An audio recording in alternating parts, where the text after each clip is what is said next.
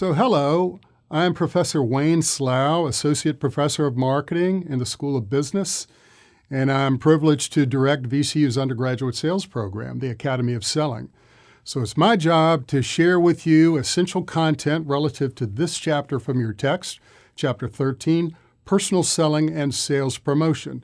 We'll take this by learning objective, as you'll see in the deck. So our first objectives discuss the role of companies' salespeople. So what is it that they are charged to do? Our second objective, the 6 major Salesforce management steps. All right? So there's a difference between being a salesperson and a sales manager. Both functions are essential. Then we'll look at the personal selling process. It is a process, not rocket science, but it's scientific. There's a step 1, step 2, step 3, and we'll go through each one of those at a high level so that you have an understanding that will be undergirded by your reading of the text.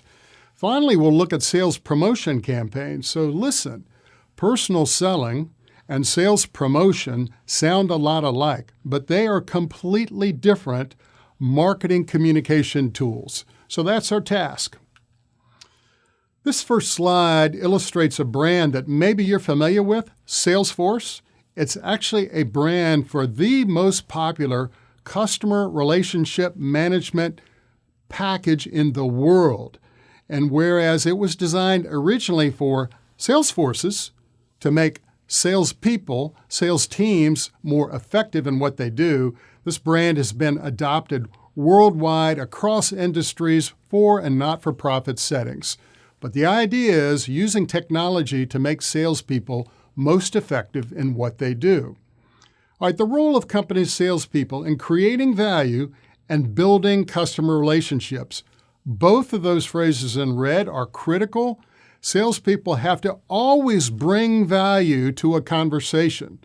And so much of what personal selling is conversations, face-to-face or virtually face-to-face, real-time, with prospective customers and or current customers. So our text defines personal selling as personal presentations by a sales force.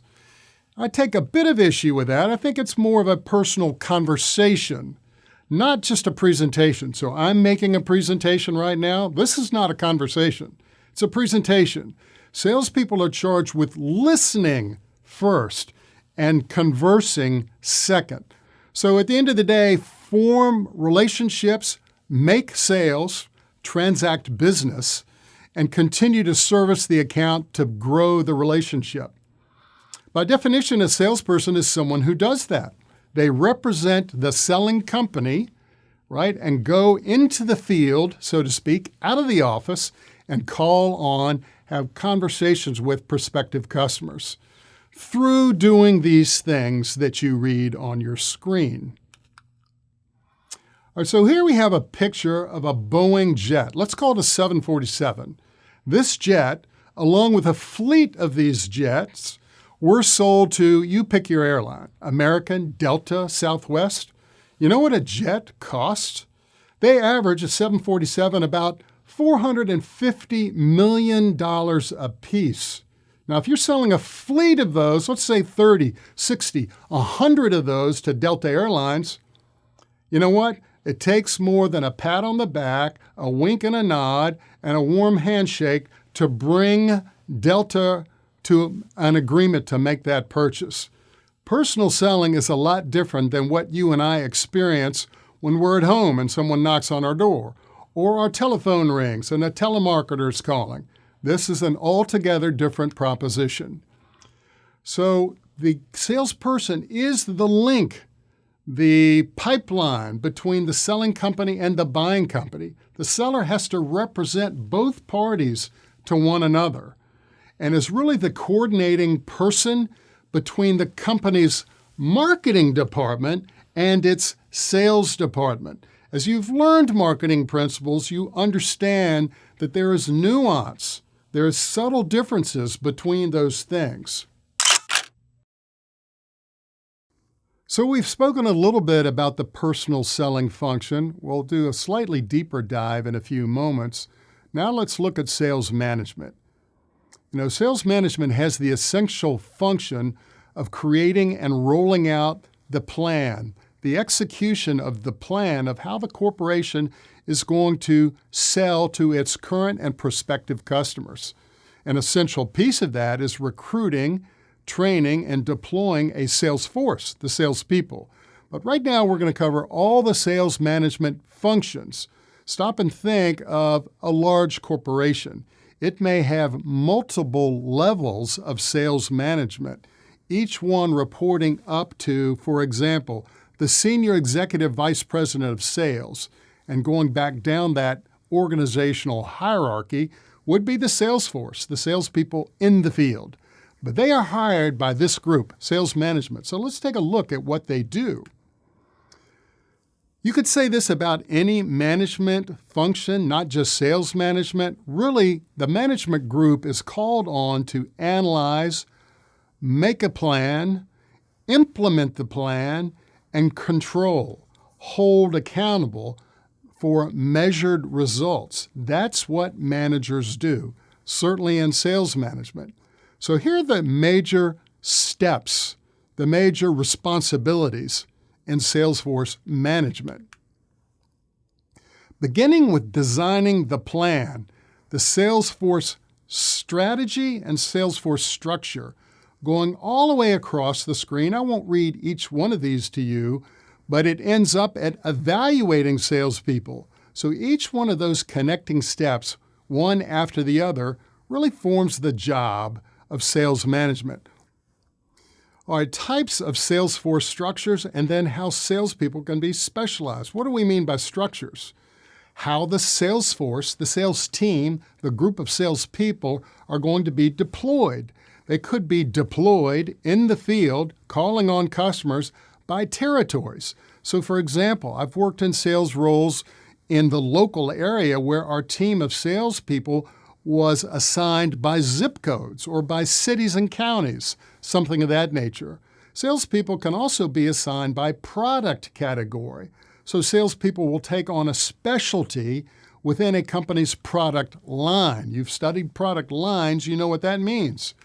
Or they could be assigned by industry or customer groups or markets. For example, let's say a company's sales force is selling technology, and one salesperson could be assigned to the manufacturing industry, one to the financial services industry, one to the healthcare industry, one to the recreation, entertainment industry, right? So those are three different ways. Similarly, and as I said just a moment ago, salespeople can take on specialties. A particular customer, a particular geographic territory, a particular product and territory, or a particular product and customer group. So sales management, backing up for a moment, has the authority and has the responsibility to make decisions on, given our company, what is it is we're selling, to whom we're selling it, and the kind of salespeople we have and need to have, how are we going to take this to market? All right, so here's an example that hopefully will paint a picture for you. Picture Walmart, I know you can. Picture a bricks and mortar store, I know you can. Think of how many Walmart stores there are in our area. Now take that across the country. Don't stop there. Now take it across the world. Now add Sam's Club's stores. Now add Walmart online. Now add one vendor selling to Walmart. That's Procter & Gamble. Procter & Gamble is one of the largest consumer products companies in the world, right? So imagine the volume of stuff, items that it sells to Walmart. This is a good news, bad news situation for Procter & Gamble. The good news is they're selling lots of product. Maybe the not as good news is Walmart is and has every right to be a very demanding customer. Extremely demanding. Why? Because it's buying so much from Procter & Gamble. And Walmart, can dictate often the terms of the contract, the relationship. So Procter & Gamble, as one example, has to be very strategic and thoughtful of how it's going to market, how it's going to sell to Walmart. Now, to take that example just a little bit further, Procter & Gamble is also selling voluminous amounts of stuff to Target, to Amazon, and the list goes on. Think of grocery stores that carry Procter & Gamble. So hopefully that helps you see why planning strategically its selling function is such a critical step for Procter & Gamble. The size of the sales force? Well, it depends. I've had the good fortune of working and selling for a long, long time prior to coming to VCU. I've been part of sales teams where I was a team of one, a team of maybe as few as 4 or 5, to a team as many as thousands and even hundreds of thousands. So, wow, it just depends on what the company is selling and to whom it's selling it, what its market strategies are going to be. Accounts are grouped into classes, just like we talked about a moment ago, right? It depends. It depends on what the selling company does, as well as what the buying company does. Let me just very quickly give us some context. Our context here is business-to-business sales.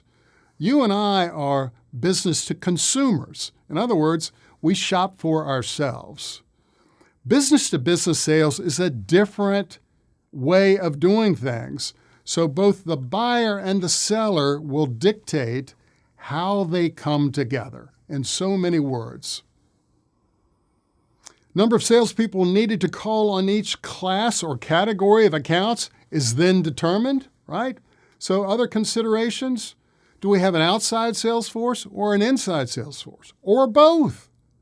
Outside, just think of out of the building, out in the field, seeing customers face to face, or maybe seeing them virtually, but not from an office building, from the salesperson's home office, or automobile, or in a Starbucks, what have you, right? But it's outside and outbound. Inside salespeople support outside salespeople and do some sales calling of their own. I'll give you one personal example. Years ago, I worked for AT&T as an account executive.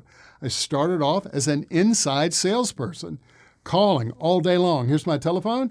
Calling all day long on small businesses, selling small business telecommunication systems.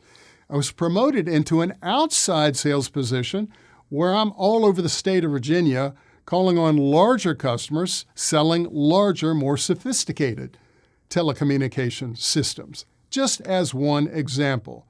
Salespeople often have support that goes along with them to form a team. Same example, AT&T, I was selling telecommunications gear, but didn't really understand the intricacies of telecommunications circuitry, for example. So a systems engineer would go along with me to help me speak that language to the person on the buyer side who needed to speak that language. Speaking of language, hope that makes sense. Then oftentimes teams. So think of the Procter & Gamble example, selling to Walmart. That's a team effort. That is not one person, I assure you. All right, how does the sales force form? Well, this is a significant, important component of what sales executives have to do, is find the right people, attract them, hire them, train them, get them in the field, and then work with them so that those salespeople can meet their desired results. Where do those salespeople come from? You see, I've bolded one towards the bottom because you should know, as a student who's approaching graduation, most of you, irrespective of your major, but particularly if you're a business major, and really if you're a marketing major, your first role is going to be in selling. That's been researched and can be proven statistically. So don't run from it. Don't hide from it. It's not a ball and chain. It's a great way to start your career. Salespeople have to be trained about so many things: the product or service that's being sold, how the selling company wants to go to market, what its structure and execution plan is. They've got to have a continuing, growing command of their own customers and who their customers sell to and what those businesses are. I like to use the expression that salespeople, just by doing their job, get a streetwise MBA because they learn by doing. Oftentimes, training is done virtually, which is a boon for sales education because salespeople, again, they're on the move. So to be able to do that virtually at a time and a place that suits them helps them get the job done, right? Compensating salespeople, another decision body that sales management has to make. How are we going to offer a compensation package that attracts and motivates and keeps and helps salespeople be effective? That's sometimes a tricky balance, but it's usually composed of two parts. A part that is guaranteed in the paycheck. Every paycheck, I'm going to get a guaranteed amount. It's fixed. And then there's an at-risk portion of their target compensation. That's the variable amount, like commissions or bonuses. Most B2B sales roles have some combination. If a salesperson sells nothing for a month, they get their fixed guaranteed amount. If the next month they are lights out and sell more than their objective for the month, they get salary plus commission plus bonus. It's gravy train, and this is what attracts a lot of people to selling. Yeah, that's the very idea. How do we compensate them in such a way to attract them, retain them, help them be effective, and motivate them to do the hard work, because it is hard work. And what work worth doing isn't hard. These folks have to be supervised and managed. You know, at the end of a measurement period, like a year, for example, the salesperson will sit down with sales management and have a performance evaluation, like some of you have, and you all will when you're in a career role. Salespeople and sales management often get together as frequently as, well, weekly, sometimes daily, to review in a less formal way, how's it going? What's happening? I had a sales manager in a role I had once, that was his daily greeting to me. What's happening? What he really wanted to know was, what do you have in the hopper? What have you got cooking? What's going to close today? How much money is it going to make for us? Because that's how sales managers think. That's their job. So how do we motivate them? Through their paycheck, through what we ask them to do, and how we help them be successful. These are the roles of sales managers. And there's that evaluation piece that I was talking about, the performance evaluation. You know, nobody likes to be sold, but everybody likes to buy, right? Nobody wants to be managed, but everybody likes to be coached. So sales managers, the best ones, are like coaches. They help their players succeed. And then one of the biggest latest breaking, relatively speaking, phenomenons in selling is social selling, doing it virtually. Your generation and those coming after you are experts in social media. There is social media and social selling which is appropriate in a business-to-business setting, and that which isn't, right? Your text will enlighten you some about that, as well as some of the specific things that salespeople do. So here we are now at our third learning objective. I said earlier that we would do a bit of a deeper dive on the personal selling process. So not rocket science, but scientific in the sense there's a beginning and an end, if you will. It's never that neat, and never always one step follows the other, but this is a pretty good template for what salespeople do in seeking out and building relationships with those who start as prospective customers and ultimately become purchasing customers that hopefully turn into long-term relationships for the company. Here are the steps. It begins with prospecting and qualifying and goes all the way through follow-up. So prospecting and qualifying. The salesperson is charged with going out and finding and talking with not just those who have already purchased from the company. Those are customers. Prospects are prospective buyers. So who are they and where do they come from? Well, the marketing department helps salespeople by providing leads. A lead is not a customer. A lead is not even a prospect. You'll read this in your text, but a prospect, by definition, is someone who can be approached favorably by the salesperson, has a legitimate want or need for the product or service being sold, has the authority to make a decision, has the budget to make the purchase, and is eligible to be called on by the salesperson. What that means is, if I'm a salesperson for my company calling on financial services firms, and I'm suddenly knocking on the door of a manufacturing company, Wayne is not eligible to call on that company. So all 5 of those conditions must exist to change a lead to a prospect. And it remains a prospect until it buys something. And it's up to the salesperson to make that happen through these other steps. So pre-approach is where the salesperson gathers information about the company and the person that the salesperson is going to call on and speak with.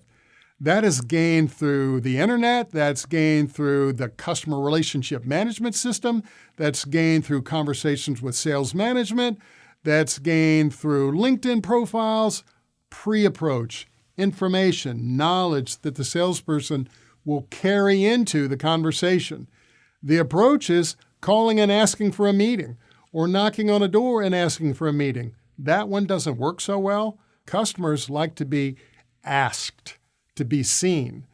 That asking that the salesperson is doing is something that causes salespeople some fear, some concern, the possibility of being rejected, the possibility of being told, no, don't want to see you. That's the reality of selling.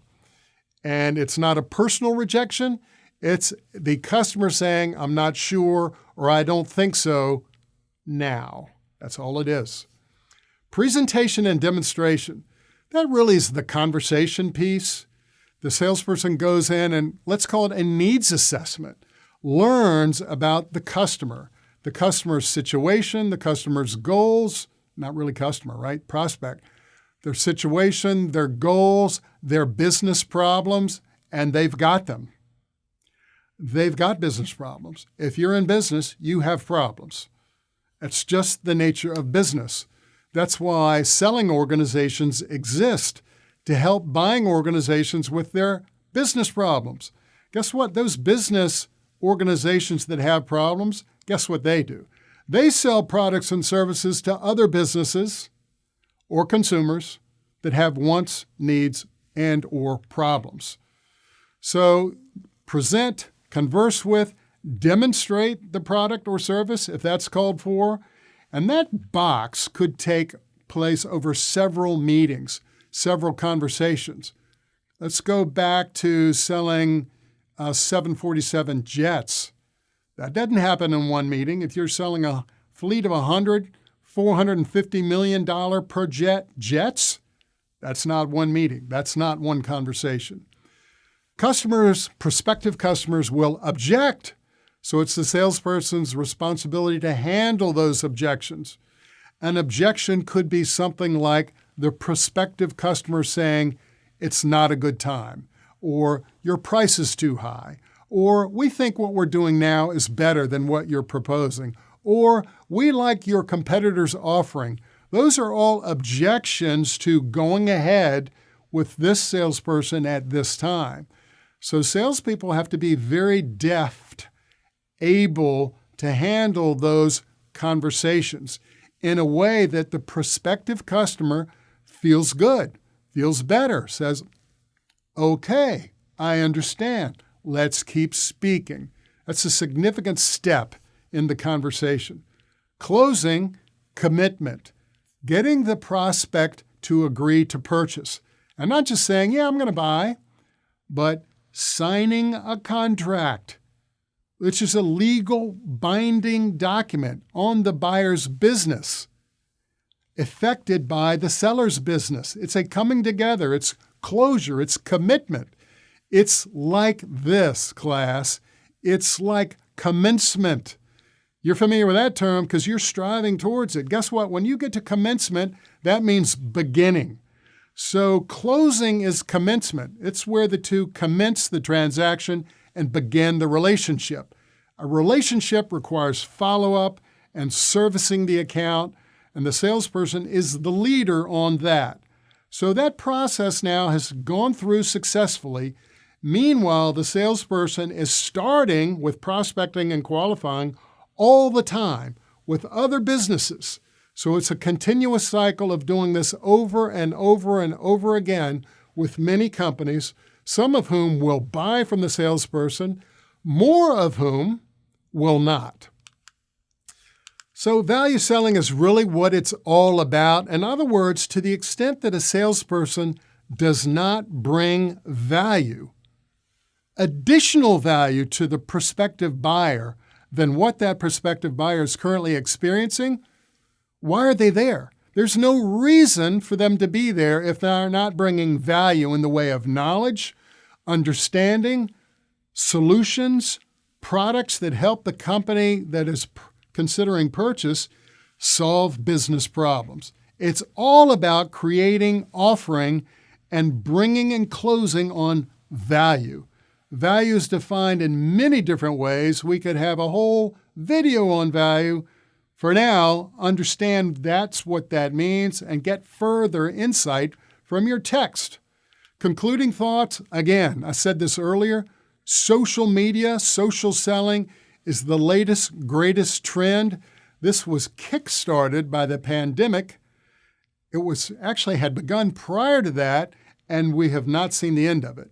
It will not replace face-to-face, real-time conversations, but it's an important component of the personal selling process. Here we find ourselves, class, at our last learning objective in this Chapter 13 from your text, Personal Selling and Sales Promotion. I said earlier that personal selling and sales promotion, they sound an awful lot alike just to hear them, but they are radically different. So backing up to earlier in this semester, you learned about the 4 P's of the marketing mix: product, price, place, promotion. So both personal selling and sales promotion are both marketing promotion tools, as is advertising, as is public relations, right? So it's your job to keep these distinctions in mind. Here we're on our last one in the promotion P, sales promotion. These are short-term incentives, so they last for a short period of time, to try to influence a purchase right now. Right now. You have used, as a consumer, sales promotion tools that have been offered to you by the company, the vendor, the seller, the marketer, to influence you to make a decision to buy right now, as opposed to, I want to think about it. So that's really the purpose of sales promotion. Just one more way to communicate and to try to influence the consumer or the business consumer's decision to go ahead and buy. Here are those who are identified by the sales organization to receive sales promotion tactics, campaigns, what have you. You and I, the final end user consumer, retailers and wholesalers who are businesses, they are trade promotion users. So trade refers to within the trade. Remember marketing channels? You've got manufacturer, you've got wholesaler, retailer, and then consumer. So that's considered the trade. Business customers, which we just spoke about in the personal selling learning objective, right? And then finally, members of the sales force themselves are targeted. Everybody's fully disclosing about this. They're targeted by their own companies to try to influence them to buy the company's products and services. All right? So we'll take a short look at all of this. What's led to the rise of this? Several things. Managers see it as just one good tactic, strategy to use to, again, influence sales in the short term. You might ask yourself, why would managers want to influence sales in the short term? In other words, have a short-term spike in sales. There could be many reasons. Maybe the company needs a quick cash influx.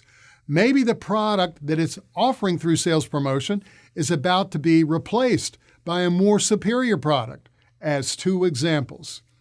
Competitors will use sales promotion campaigns at different times as a way to differentiate themselves from one another.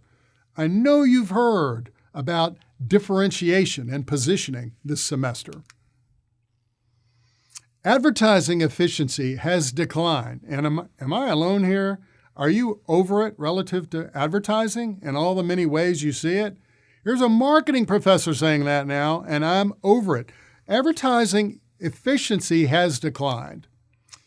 And then sales promotions tend to attract today's, and let's go ahead and say right now, we're still in the aftershocks of COVID and are more thrift-oriented. Even more so right now as this video is being made, as the economy is experiencing high inflation, all right? So sales promotion as a selling strategy has a place.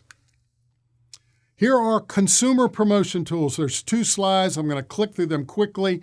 Most of them I'm confident you have experienced, but let's take a quick glance. These are the different things that marketers, selling firms will offer you and I, the consumer, as a way to get us to buy. Coupons, rebates. How many of you have purchased something, got the little coupon, knowing that you were going to apply for the rebate and never did? Got my hand up. But it's an effective tool to get you to buy, isn't it? All right, other things, discounts, premiums, buy one, get one kind of thing. Other tools, point of purchase displays and promotions, sweepstakes, event marketing is kind of a late breaker in the sales promotion game. As one example, I bet you're familiar with this product. So Red Bull has taken event marketing to another level in terms of ways to attract not only their current brand loyalists, but others who have heard of an outdoor event. Who knows what's going on, right? But it attracts a lot of attention. It's fun. They've got samples to try, and they gather leads from these events for salespeople to follow up on, or for the marketing department to follow up on. All right, switching gears. Trade. Within the trade, remember the channel, manufacturer, wholesaler, retailer, and end user consumer. Some of the tools that are used within the trade as these companies attempt to motivate their customers going through the channel to buy right now. Don't wait till the end of the year. Buy right now. Contests, premiums, buy one, get one, or buy 1,000, get another 1,000, whatever the case may be. Displays that can be used in stores. Discounts, allowances. You know, scratch my back, I'll scratch yours is kind of the street language for this. Give me a little something and I'll give you a little something. And everybody understands what is happening. It's perfectly on the up and up. It has a place. Free goods, push money, specialty whatever it may take. No, that's not well said. Not whatever it takes. That sounds ruthless and almost unethical. But really the point here is there are times when buyers are looking for specials and sellers want to move product quickly. When those come together, sales promotion tactics and tools are often the reason why. B2B promotion, so business to business promotions.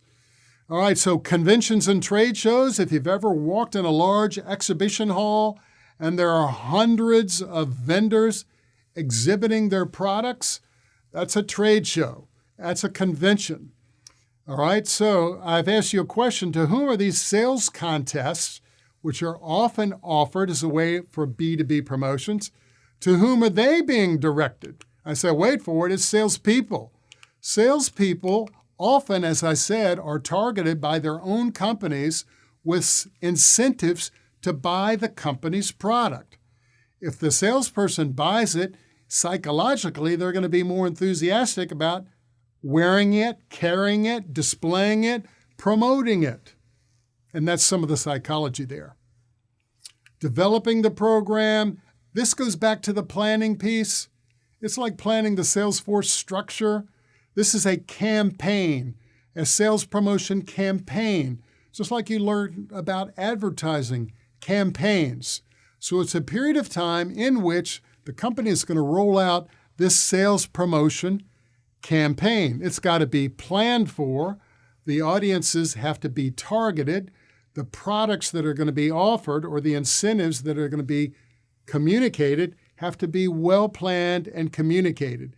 It's a strategic and a tactical, long-term and short-term process at the same time. Yeah, so that really captures the essence of planning for this sales promotion campaign. And really, that concludes our lesson on Chapter 13, Personal Selling and Sales Promotion.